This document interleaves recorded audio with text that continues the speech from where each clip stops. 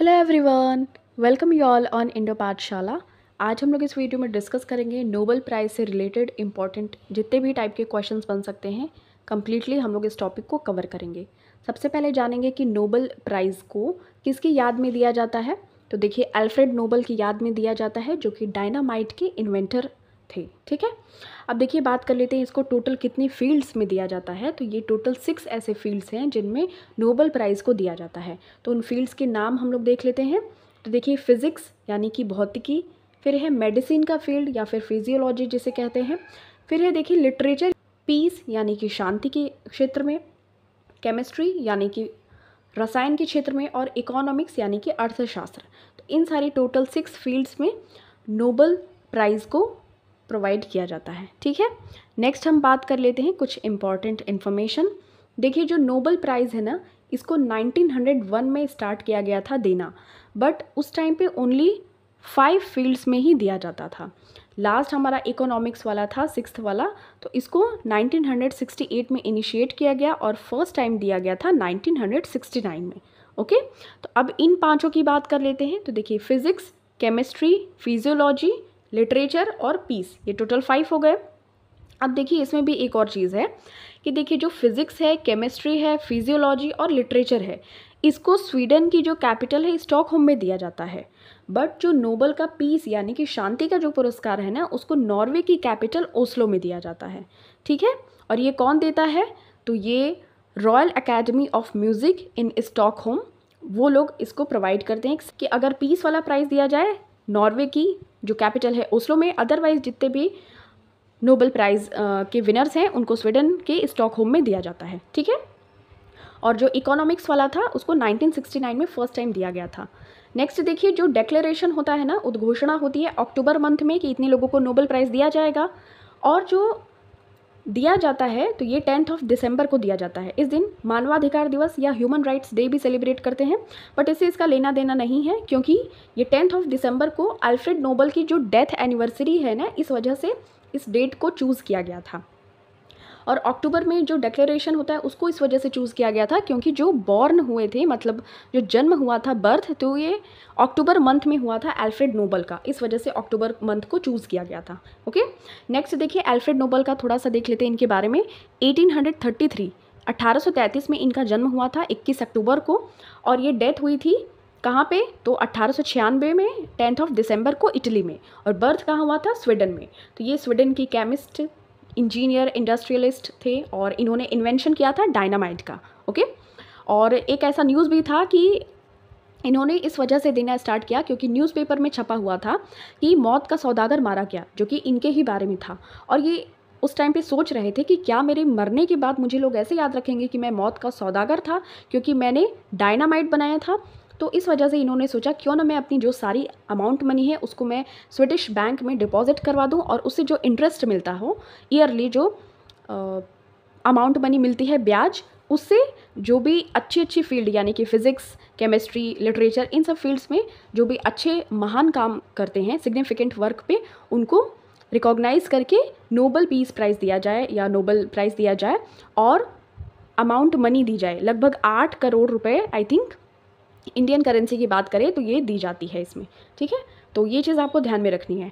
Next देखिए, बात कर लेते हैं अगर पॉस्थ्यूमसली अवार्ड दिया गया था, मतलब मरने के बाद, तो ये एरिक कार्टफेल्ड को दिया गया था, जो कि लिटरेचर के क्षेत्र में दिया गया था 1931 में। ओके, ये स्वीडन से बिलोंग करते थे। नेक्स्ट देखिए, अगर पीस के क्षेत्र में बात किया जाए, बट ये पॉस्थ्यूमस है, ध्यान रखना है। ठीक है, पॉस्थ्यूमस बात कर रहे हैं, यानी कि मरणोपरांत आफ्टर डेथ। तो ये 1961 में दिया गया था youngest United Nations secretary general Dag Hammarskjold. तो ये उस टाइम पे दिया गया था, बट अभी क्या किया गया है? बंद कर दिया गया है। पॉस्थ्यूमस अवार्ड्स अब नहीं दिए जाते। ठीक है, ये 2 अवार्ड दिए गए थे, ये ध्यान रख लेना है।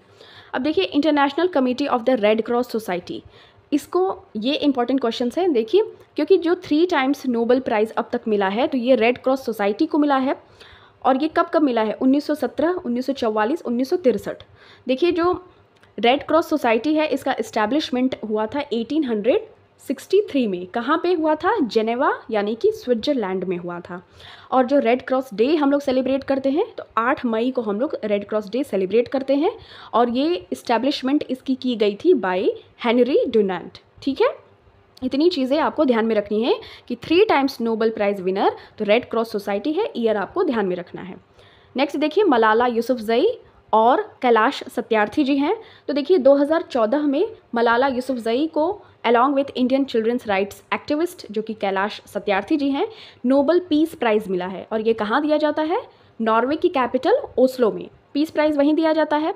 अब देखिए जो मलाला यूसुफजई हैं, इनको यंगेस्ट पर्सन है to receive this prize at the age of 17। Okay, बहुत यंग थी, 17 एज की, और इन्होंने गोली भी खाई थी। और ये लड़कियों की शिक्षा पर बहुत ज़्यादा इन्होंने जोर दिया था, और ये पाकिस्तान से बिलोंग करती हैं। ठीक है, और मलाला डे हम लोग सेलिब्रेट करते हैं 12 जुलाई को। नेक्स्ट बात कर लेते हैं हम first ever in any field Nobel prize winners. Okay, तो देखिए सबसे पहले बात करें कि फिज़िक्स की फील्ड में विलियम रॉन्टेजन को 1901 में दिया गया था। देखिए इसी टाइम से तो स्टार्ट किया गया था ना देना। इन्होंने एक्स रेडिएशन को डिस्कवर किया था। ठीक है, एक्सरे जो आप लोग करवाते हैं, मतलब सभी लोग करवाते हैं, अगर कोई बोन्स में फ्रैक्चर है या कुछ भी चेक करवाने के लिए डॉक्टर्स लिखते हैं एक्सरे, तो ये इन्हीं की देन है, तो इनको बहुत बहुत थैंक यू। तो इनको फिज़िक्स की फील्ड में नोबेल प्राइज़ मिला था विलियम रॉन्टेजन को, और इन्होंने डिस्कवर किया था एक्स रेडिएशन। अब यहाँ पे 1901 में जैकोबस हेनरिकस हॉफ को मिला था केमिस्ट्री की फील्ड में। Okay, first Nobel prize in chemistry field, तो ये नाम ध्यान रखना है। इसको देखिए यहाँ इसलिए इंक्लूड किया हुआ है क्योंकि CHSL में अभी पूछा था कि 1909 में फिज़िक्स का नोबेल प्राइज़ किसे मिला है? कार्ल फर्डिनेंड बारो ने रिसीव किया था नोबेल प्राइज़, और किसके साथ में? तो इटालियन जो मार्कोनी है उनके साथ में। कंट्रीब्यूशन क्या था? Development of wireless telegraphy. Okay, तो इस वजह से ध्यान में रखना है। नेक्स्ट देखिए फर्स्ट प्राइज़ इन इकोनॉमिक्स, तो ये 1968 में इसको इनिशिएट किया गया था, और दिया कब गया था? तो 1969 में। किसको? रैग्नर फ्रिच और जैन टिनबर्गन को। ओके, तो नाम ध्यान रखना है आपको, थोड़ा सा नाम अजीब सा है, अंग्रेज़ों का नाम है तो वैसे भी। नेक्स्ट है कि मेडिसिन की फील्ड में फर्स्ट एवर किसको मिला था? तो देखिए जर्मन फिजियोलॉजिस्ट थे एमिल वॉन बेहरिंग। इनको इनके काम यानी कि सीरम थेरेपी और डिप्थीरिया के अगेंस्ट में वैक्सीन बनाने के लिए इनको मिला था मेडिसिन की फील्ड में 1901 में, क्योंकि इसी टाइम से स्टार्ट किया गया था, तो आपको ईयर ऑटोमेटिक याद हो जाएगा। फिर देखिए 1901 में नोबेल पीस प्राइज़ किसको मिला था? तो ये 2 लोगों को मिला था, फ्रेंचमैन फ्रेडरिक पासी और जो हेनरी डोनाल्ड है, ये रेड क्रॉस सोसाइटी के इस्टेब्लिशमेंट किए थे ना, इन दोनों लोगों को संयुक्त रूप से मिला था, कंबाइंड रूप से, तो पीस प्राइज़ मिला था। नेक्स्ट देखिए फर्स्ट नोबेल प्राइज़ लिटरेचर में किसको मिला था?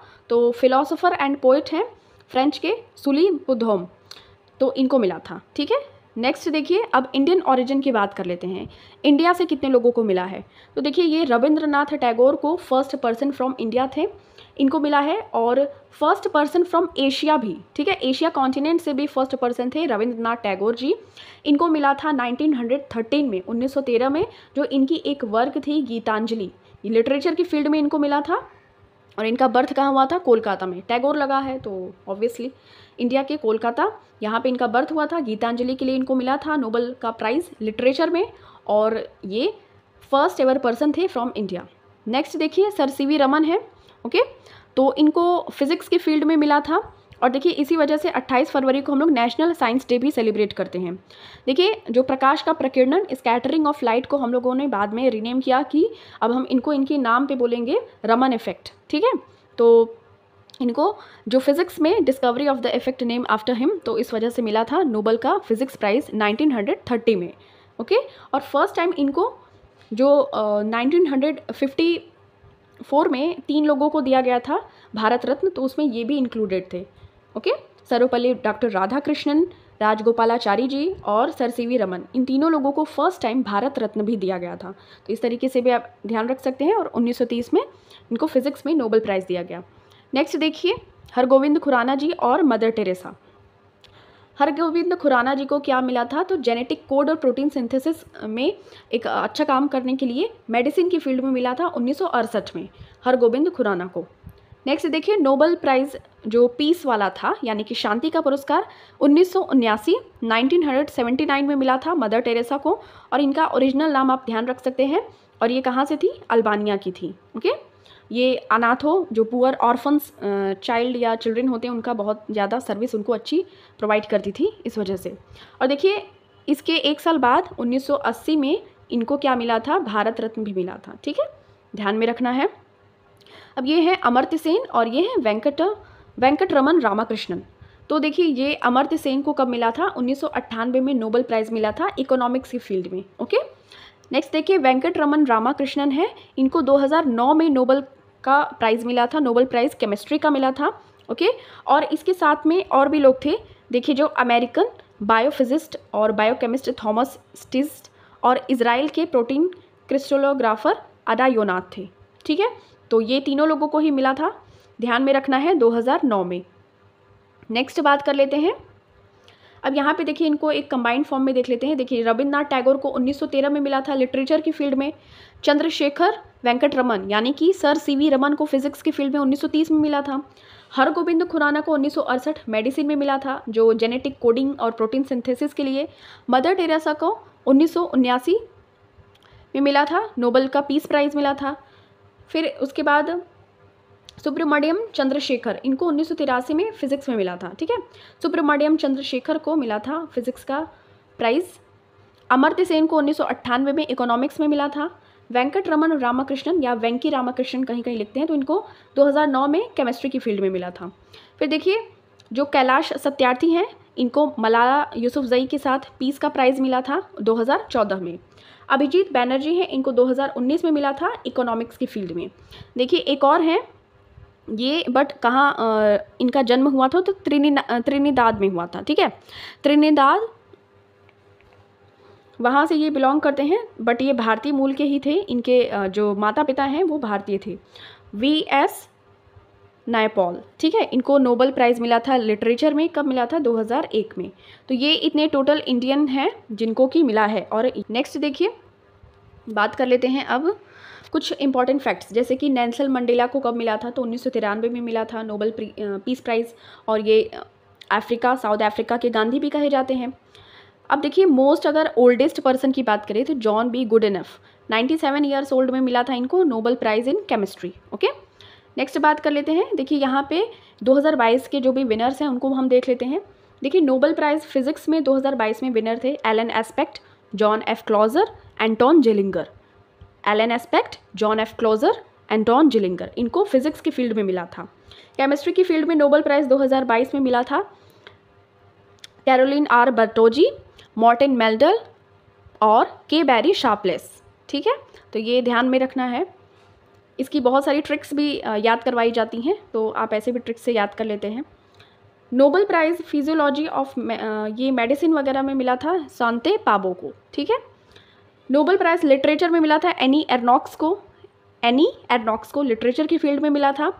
नोबेल का जो पीस प्राइज़ है Ales Bialiatski memorial centre for civil liberties. Okay, और इकोनॉमिक्स का किसको मिला था? तो Ben S Bernanke, Douglas W Diamond और फिलिप एच डिबिक।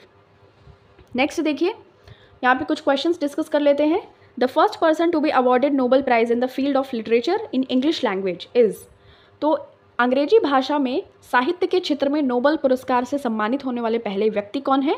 तो रुडयार्ड किपलिंग। ओके, इन्होंने द जंगल बुक लिखी थी जिसमें मोगली, बघीरा, बल्लू आपने देखा भी होगा अपनी बचपन में। तो ये रुडयार्ड किपलिंग की बुक है, और फर्स्ट एवर पर्सन है जिनको कि इंग्लिश लैंग्वेज में यानी कि लिटरेचर में मिला है, इंग्लिश वाले Rudyard Kipling. Okay, Nobel prize for economics was instituted in the year, तो अर्थशास्त्र का नोबेल पुरस्कार इसको इंस्टीट्यूट किया गया था 1968 में, बट दिया कब गया था?